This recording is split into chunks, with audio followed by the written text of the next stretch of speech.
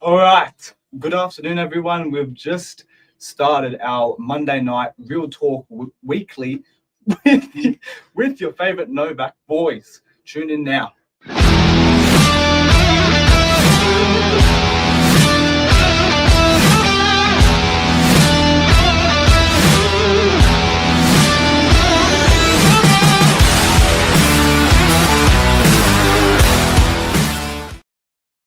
All right. Good afternoon, everyone. Good evening. Good evening. Good evening. You're here with Thomas Sims and Jonathan Vescio beside me. Hope you're all well. Tonight we're discussing how to sell smart, the low-cost ways to maximize your sale price. Yeah, it's a big topic actually. I don't think it's touched on enough. I feel as though we kind of don't really talk about it enough, and how to really get the maximum amount of money for the minimum amount of spend. And I feel like a lot of vendors want to know. So we're here to kind of touch on it and on a real estate point of view and how we see it affect property prices and the best way to do it. Yeah, we'll dive right in. We had a big week last week. It felt like a long week last week. I thought today's been a really long day. Yeah, we've had a long day today. Yeah, but we've noticed something very, very relatable today. We've listed 2 properties already, one house and a apartment, both in DY. So we've already started to see, with stocks still being low since we last came onto the show and discussed, there's already been a change happening just today alone. So we thought it'd be really good to just have this topic and discuss it and give you our personal and professional insight as agents. So we'll get started with just probably 4 or 5 steps to help you maximize your sale price if you are thinking of listing and selling your property. And we'll start with number 1. Jono, take us away. Take it away. Yeah, I think we just keep it nice, short and sweet with 5 simple steps, just nice and easy, because the majority of the time you overcomplicate it. So I feel as though we just touch on it nice and easily and just let the vendors kind of do what they want to do based on our opinion. So number 1, we've got declutter, depersonalize. So, I mean, a lot of people fall in love with their homes and they turn it into something which is a home, right? And which is fair to say that's normal to do. But when you're selling a property, people aren't buying somebody else's home, they're buying their new home. So you want to flip your property to what's called live mode into sell mode. And what that kind of means is decluttering, taking away your personal photos, that sort of stuff, little stuff like that. Decluttering the property, making it look more presentable in a way of a buyer. It's not saying that it's not presentable previously from how you were living in it. It's more so just making it more appealing to a buyer's point of view and seeing themselves living in that property and how they can personalize it for themselves. So a declutter, depersonalize, that's a number 1 step for me. And I think that really does go a long way. Yeah. It doesn't cost you anything. Yeah, that is something free of charge. You don't need to pay someone to do that for you. That's something you can do yourself. And the overall goal is to just make the space bigger, cleaner, and more inviting to buyers. So it can be a bit personal, moving your family photos and stuff away, whether it's just into a cupboard or even renting out a storage unit as well, which we actually have across the road from our office in DY for very, very cheap prices for that particular reason as well. Or if you have the perks of family members living nearby, you could pop it over at their place as well, like mum and dad's. But the overall goal, like I said, make it feel bigger, cleaner, and more inviting. Yeah, we'll go straight into number 2. Jono, what do you got? Deep clean. Deep clean. People don't think deep clean goes a long way. It actually really does. So a lot of people come through the property, and if you see something on the floor when you walk in, that's the first thing you see. It kind of gives a bad taste in your mouth, regardless if the rest of the property is really nice. So I think just going in, doing a nice clean, doesn't have to be amazing. It's just giving it nice, good clean that goes along with the declutter. Just keeping it nice and clean, doing a good sweep, good mop. The agents typically, we do it for a lot of our properties. We go in there. Sometimes Thomas likes to get out the leaf blower, which he's got in the boot of his car, and we go around the properties and give it a nice little clean up. So I think just a nice, good clean. And like I said, you know, sometimes people see a bit of stuff on the floor or something when they walk into the open. It's the first thing that they see, and it just leaves a bad taste. So I think really just making the property nice, presentable, nice and clean. You could, if you wanted to, you could get a cleaner, but this is, again, no cost to you. You could get a cleaner if you want to, but realistically, you don't have to. They do come as cheap as probably about maybe $250 to $300 for a cleaner. We've got a really good one in our office that we use for the properties that we manage. So we can definitely refer over some cleaners if you do need. Yeah, exactly. And you don't need to go all in. You can always just do certain spaces if you do keep your house or your apartment tidy already. Something that a lot of people tend to miss when they're cleaning, and it's really important. And Lisa Novak has read my mind and commented what I was thinking. I'll pop it up here for you. It's windows. When you go into every single room, depending on the window, it changes the buyer's mind. So if you walk into a bedroom that has the sun directly coming in, if you have a little bit of dirt on that window or something on the window, it'll be visible straight away.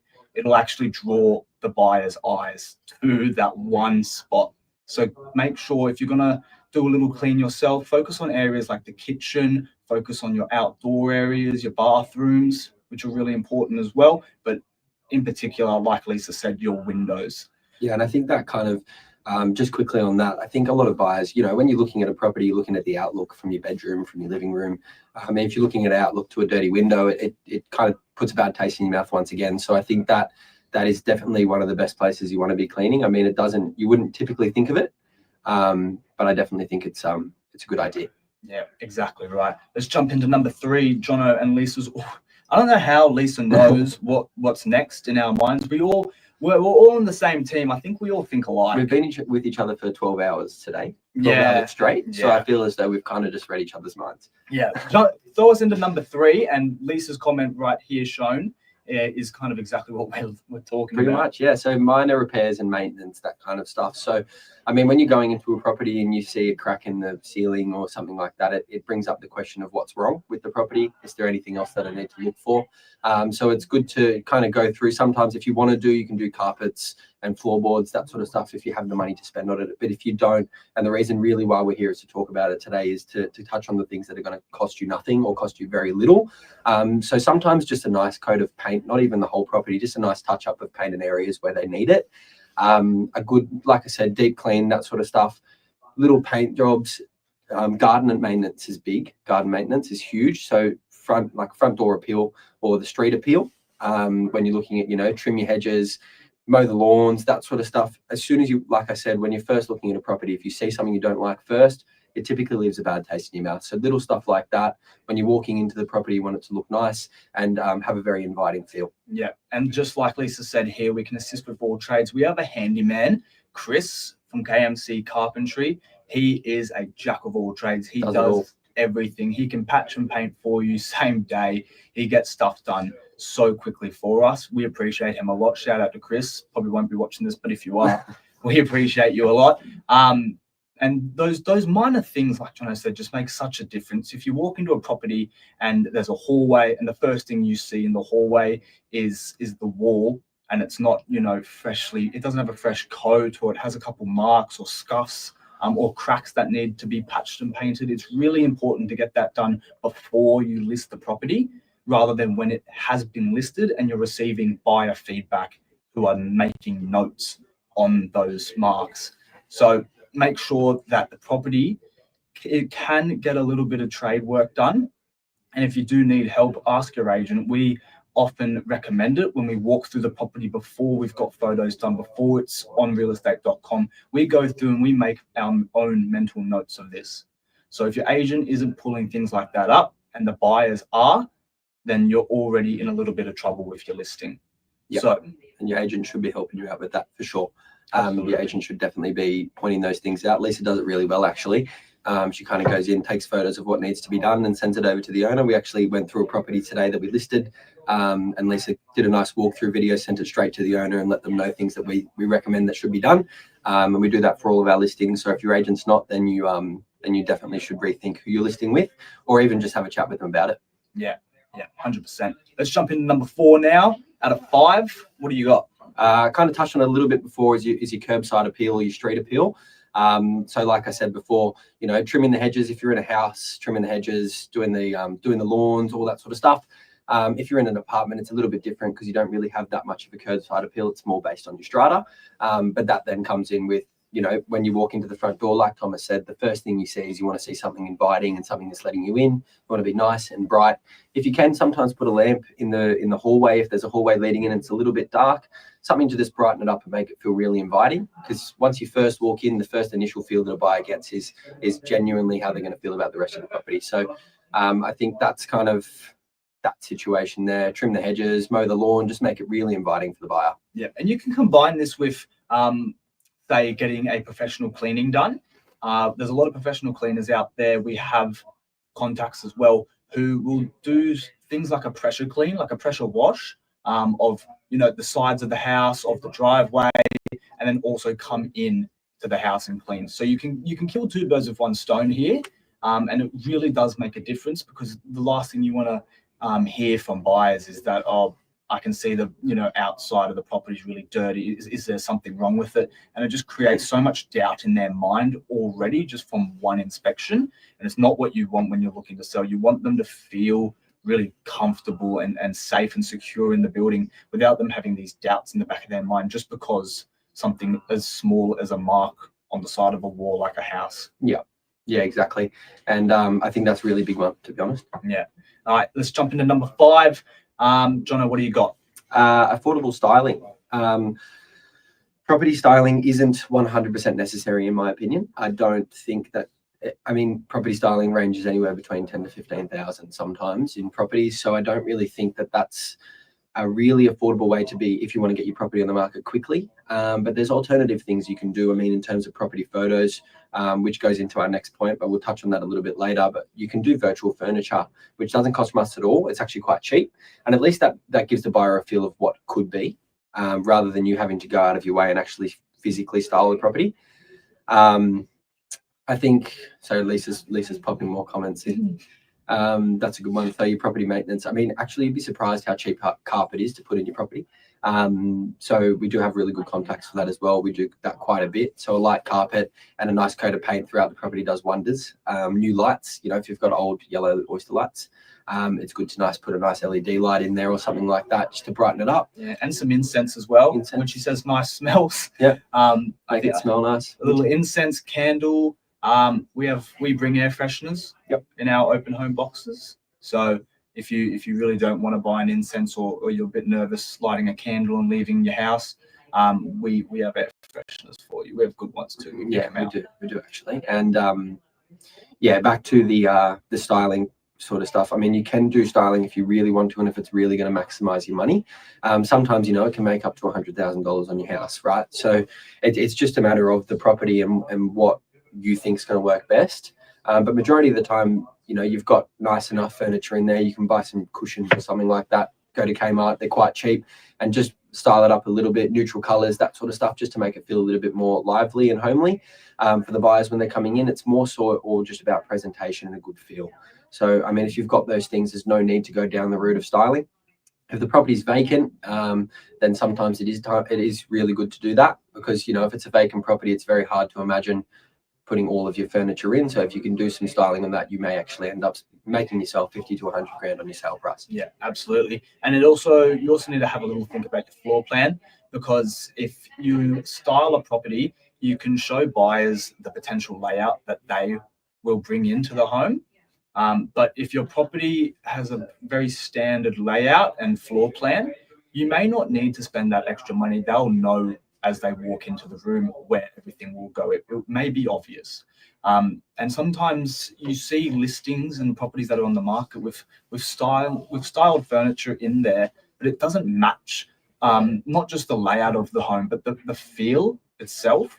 And we've seen it quite a lot where they put all of this, you know, Coco Republic furniture in a nice traditional style home, and it just doesn't match, and that can actually put off a buyer and make a buyer feel a little less homely, if that makes sense. So you need to be careful if you are going to invest that sort of money into styling. It needs to be perfect.